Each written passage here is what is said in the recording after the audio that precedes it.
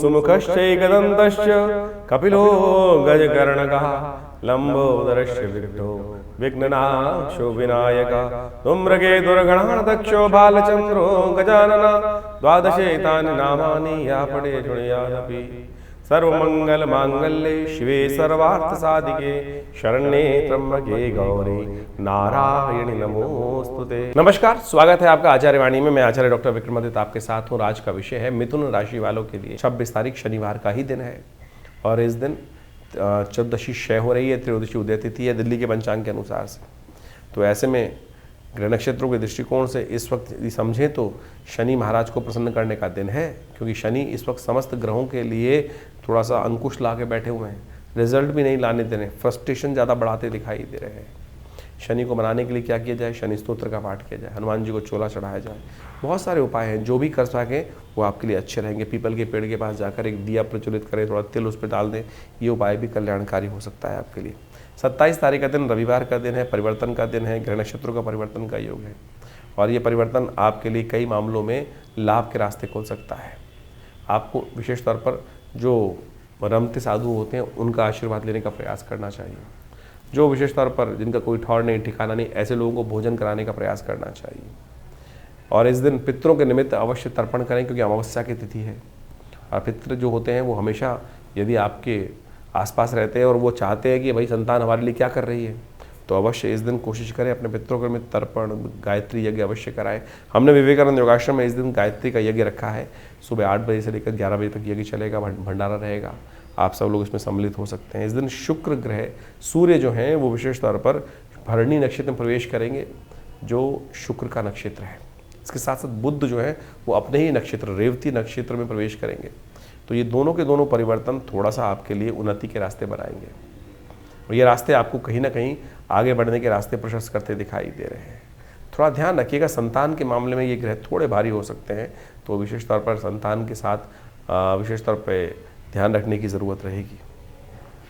तो उसके लिए अच्छा है कि आप अपने पितरों के निमित्त कुछ तर्पण गायत्री यज्ञ अवश्य करें, पितरों के निमित्त गरीबों को भोजन कराएं, उससे ये अनिष्ट दूर होने के योग बन सकते हैं। 28 तारीख सोमवार का दिन है शुक्र और इस दिन प्रतिपदा तिथि है और इस दिन विशेष तौर पर समझें कि शुक्ल पक्ष आरंभ हो रहा है वैशाख के महीने का। ये शुक्ल पक्ष बहुत सारे अनिष्टों को दूर करने का योग बनाता है। कहा जाता है कि इस दिन शुक्ल पक्ष में जितने भी शुभ योग बन रहे हैं, बहुत सारे शुभ योग बनते हैं, इन सब का लाभ यदि लेंगे तो बहुत सारे अनिष्टों को दूर करने का योग अवश्य बनेगा। वैशाख का महीना वैसे माधव मास के रूप में जाना जाता है, बहुत पुण्य है इस दिन स्नान करने का, दान करने का, जल दान करने का, छाता इत्यादि दान करने का अवश्य हमें करने का प्रयास करना चाहिए। इस दिन विशेष रूप में दो ग्रहों का परिवर्तन का योग बन रहा है। बृहस्पति महाराज जो आपकी राशि के दृष्टिकोण से अभी 12वें भाव में चल रहे हैं, थोड़ा जुर्माने करने के योग बना रहे हैं, बहुत जल्दी परिवर्तन की तरफ जाएंगे। और इस दिन ये मंगल के नक्षत्र में प्रवेश करते दिखाई दे रहे हैं और शनि महाराज अपने ही नक्षत्र में प्रवेश करते दिखाई दे रहे हैं। उत्तरा भाद्रपद के प्रथम चरण में प्रवेश करेंगे और ये जो परिवर्तन का योग है ये विशेष तौर पर बृहस्पति तो जल्दी परिवर्तन कर आपकी स्वयं की राशि में आने वाले हैं और ये बहुत अनुकूलता प्रदान कर रहे हैं। जितनी जल्दी गति से, तेज गति से इस वक्त बृहस्पति चल रहे हैं, वो ललायित हैं आपके स्वयं की राशि में प्रवेश करने के लिए। ये नया अपॉर्चुनिटी बनने का योग बनेगा आपके लिए बहुत जल्दी, ये आपके लिए कल्याणकारी योग रहेगा। 29 तारीख मंगलवार का दिन, ऐसे में द्वितीया तिथि विद्यमान है, गज केसरी योग विद्यमान है आपके लिए। लेकिन ध्यान रखिएगा, चंद्रमा 12वें भाव में बृहस्पति के साथ जब बैठता है तो थोड़ा सा खर्चा भी कराता है, नुकसान भी कराता है। तो ऐसे में अच्छा रहेगा कि आप थोड़ा दान पुण्य करें, खर्चा जो हो दान पुण्य में हो वो अच्छा रहेगा, क्योंकि इस दिन परशुराम जी की जयंती है, वो अष्ट चिरंजीवी में आते हैं। तो यदि गरीब ज़रूरतमंद लोगों को भोजन करा दिया जाए और वो अच्छा ही रहेगा, आपके लिए कल्याणकारी योग बनेगा। सर्वार्थ सिद्धि योग भी विद्यमान है इस दिन। 30 तारीख का दिन गज केसरी योग बहुत बढ़िया राजयोग बन के आ रहा है। खर्चे थोड़े बढ़ सकते हैं लेकिन लाभ के योग भी प्रशस्त करते दिखाई दे रहे हैं ग्रह आपके लिए। अक्षय तृतीया है, पुण्य करें, जितने पुण्य करेंगे वो आपके लिए अच्छा रहेगा और गलत तरफ जाने से बचें, क्योंकि वहाँ भी कर्म होगा तो वो भी गलत रास्ते को खोल सकता है। ध्यान रखना है, अच्छे कर्म की तरफ ललायित रहें, अच्छे कर्म ज़्यादा करने का प्रयास करें, वो आपके लिए बड़ा उचित रहेगा। इस प्रकार से आपने ग्रहों का खेल दिन पर दिन किस प्रकार का रहेगा वो समझने का प्रयास किया। देखिए, ये ग्रहों का जो खेल है वो विशेष तौर पर हर रोज़ परिवर्तन के साथ आगे बढ़ता रहता है जीवन। लेकिन इस समय जो चतुर्ग्रही योग बना हुआ है वो पूरे अप्रैल के अंदर जिस प्रकार चलने वाला है वो कहीं ना कहीं इस समय ग्रहों की युति को शुभ नहीं करता। और ये चतुर्ग्रही योग जो है वो कई बार जब भी जन्मपथ विशेष तौर पर गोचर में बनता है तो वो संसार के अंदर कुछ ना कुछ अशांति, चाहे वो प्राकृतिक आपदाओं को उत्पन्न करने के योग बनाता है या विश्व में अशांति का वातावरण बनाता है। जनमानस में अशांति की तरफ प्रवृत्त करने के लिए बहुत सारे उपद्रवी तत्व जो हैं वो प्रेरित करते रहते हैं लोगों को अपने स्वांता सुखाई। संसार में लोग अपने स्वार्थ के लिए पता नहीं कहाँ कहाँ किस किस प्रकार से किन किन के जीवन को बर्बाद करने का प्रयास करते हैं, और ये आज से नहीं अनादिकाल चलता रहा है। और इन्हीं सब चीज़ों को समझकर ज्योतिष के आचार्यों ने इन योगों को समझते हुए इन चीज़ों को लिखा, बताया कि किस प्रकार का योग चल रहा है। जैसे आप देख रहे हैं कि इस वक्त आपके राशि के दृष्टिकोण से हमने दिन पर दिन किस प्रकार का योग था वो तो समझाए, लेकिन ये भी समझने की आवश्यकता है कि विश्व के दृष्टिकोण से जो इस वक्त ग्रहों का योग है, चाहे वो शनि महाराज है, शुक्र है और राहु इत्यादि हैं, और साथ साथ बुध इत्यादि, इन चारों ग्रहों की युति जिस प्रकार से ग्रहों की बनी हुई है वो विश्व को कहीं ना कहीं अशांत करती है और ये प्राकृतिक आपदाओं को भी लाती है, भूकंप इत्यादि। अभी आपने देखा कुछ दिन पहले भयावह भूकंप की कई बार स्थिति बनी, वो ग्रहण के कारण तो थी, लेकिन और भी बहुत सारे कारण बनते रहते हैं। और ऐसे में अभी इसका प्रभाव कुछ दिन रहने वाला है और अगले महीने मई में जाकर कई ग्रहों का परिवर्तन का योग बनेगा, चाहे वो बृहस्पति हो, चाहे वो राहु ग्रह हो, और बहुत सारे ग्रह भी परिवर्तन की तरफ जाने का योग बनाएंगे। और इस वक्त जैसे आप समझे मंगल ग्रह भी अपने सबसे कमज़ोर स्थिति में चल रहा है, तो ऐसे में दुस्साहस के योग भी बनते दिखाई दे रहे हैं। इसके साथ साथ देखिए अभी जो विश्व के दृष्टिकोण से हम समझें तो अगर आप ग्रहों के योग को देखें तो वो ऐसा दिखाई देता है कि विश्व में दृष्टिकोण से जो सूर्य राजा बनकर इस बार आए हैं, मंत्री पद भी उनके पास है, तो इसके कारण से विश्व में गर्मी का भयावह प्रभाव देखने को मिलता दिखाई देगा।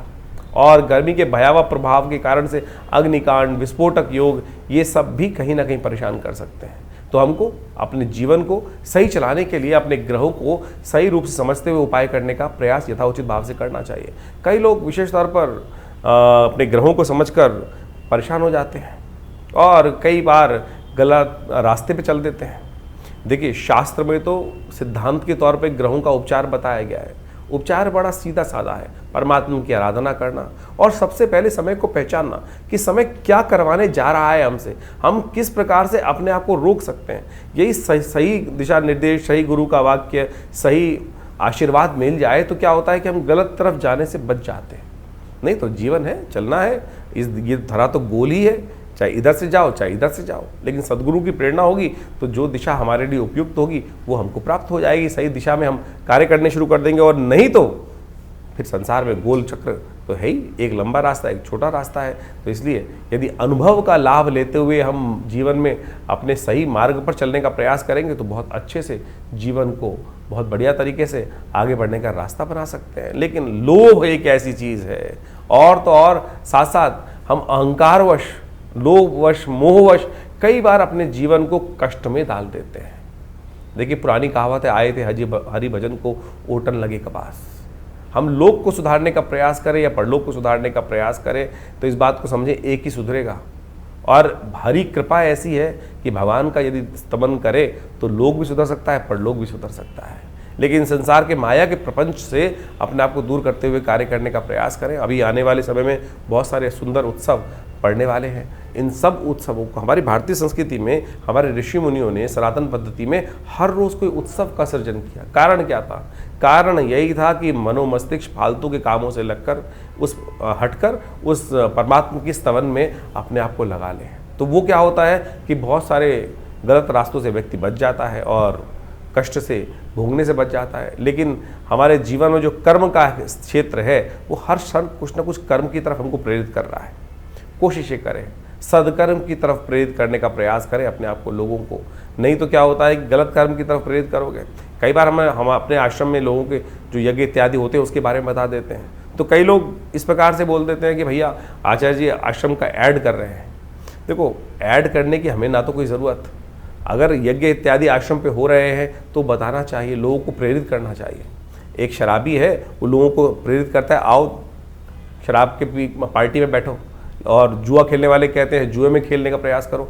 अगर हम सदकर्म कर रहे हैं और सदकर्म के बारे में लोगों को बता रहे हैं तो ये एडवर्टीजमेंट नहीं है, गलत की तरफ नहीं ले जा रहे।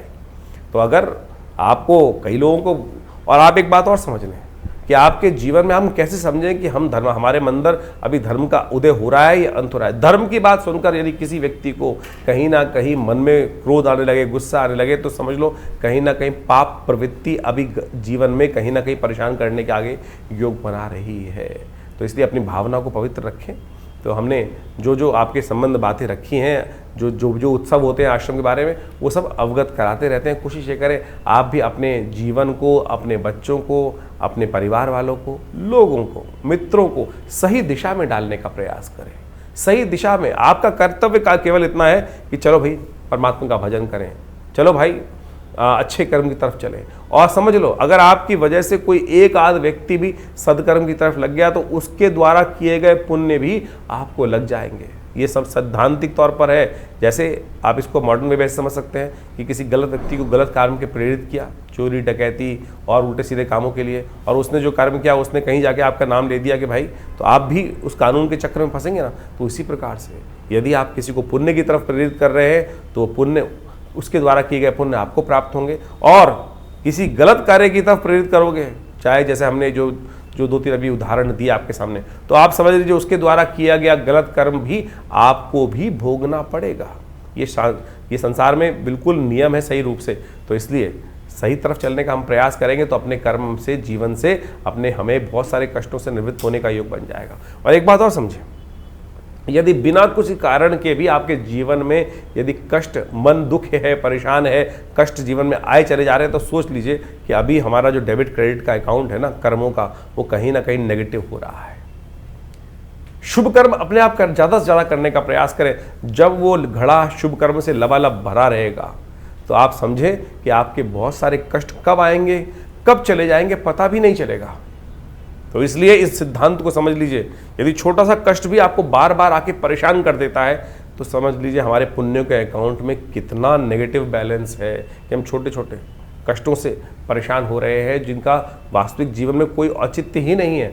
और सामने वाला जिसको हम देखकर कई बार ईर्ष्याग्रस्त हो जाते हैं कि भाई उसको भी जीवन में कष्ट सबके आ रहे हैं। सूर्य तो निकल रहा है तो उष्ण जो गर्मी है वो हर एक के लिए पैदा कर रहा है, बरसात हो रही है तो हर एक को गीला कर रही है, लेकिन किसी को उसका दुष्प्रभाव होता है और किसी को उसका शुभ प्रभाव होता है। वो इसलिए कि हमारे पुण्य किस प्रकार के हैं। तो आप सही रूप से पुण्यों को बढ़ाने का प्रयास करें, यही अध्यात्म का रहस्य है। ये न केवल प्रकारेण, यानी ऐसे या वैसे कैसे भी अपने आप को सद्कर्म की तरफ प्रेरित करने का प्रयास करें। इसके लिए शास्त्रों में अनेक नियम, चाहे वो योग कथाएं हों, चाहे वो यज्ञ हो, चाहे वो दान हो, चाहे वो पुण्य हो, चाहे वो सद्गुरु का आशीर्वाद हो, या अच्छे लोगों के सानिध्य में बैठने की कर्म बनाए गए हैं, वो सब शास्त्र के अनुसार से आपको पुण्यों को बढ़ाने की तरफ ही ले जाते हैं। और वहीं उसके लिए थोड़ी प्रयास करना पड़ता है, श्रुति को ऊर्ध्वगामी बनाना पड़ता है, उठाना पड़ता है, अपनी प्रवृत्ति को नीचे की तरफ जाने की बजाय ऊपर की तरफ उठाना पड़ता है। उसमें लगती है मेहनत। और गलत तरफ जाने के लिए तो आप बैठ चल करते हैं उल्टे सीधे काम, तो बहुत सारे ऐसे हैं, रोज शाम को लोग आपको बैठा सकते हैं। तो आप उस पर रोक, उस पर बंदिश, उस पर थोड़ा सा संयम करने का प्रयास करोगे तो खुद देखोगे धीरे धीरे परिवर्तन का रास्ता आपके जीवन में अवश्य बनेगा। और जानिए आपके जीवन में किस प्रकार के ग्रह योग चल रहे हैं, उसके लिए हम लगातार आपके साथ रहते ही हैं। तो आशा करते हैं इन सब दिशा निर्देशों को सही से समझेंगे और अपने जीवन के कष्टों को दूर करने का आप अवश्य योग बनाएंगे।